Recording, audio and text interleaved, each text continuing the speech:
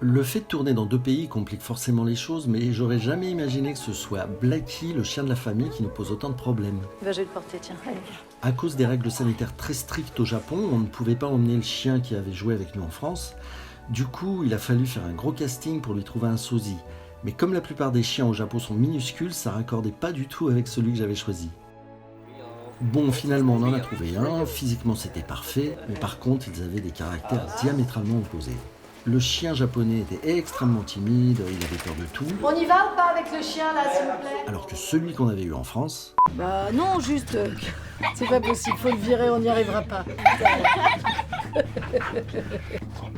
C'est pas possible. C'est dommage, j'adore ce chien.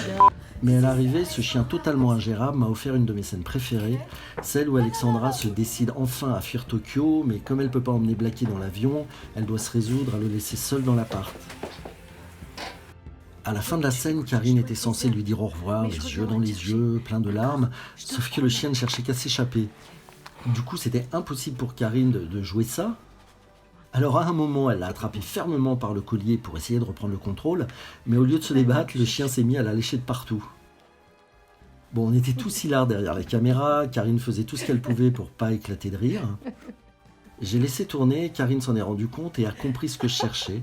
Elle s'est mise à jouer avec la situation pour faire que son personnage, face à un tel débordement d'affection et d'amour, ne puisse se résoudre à abandonner le chien.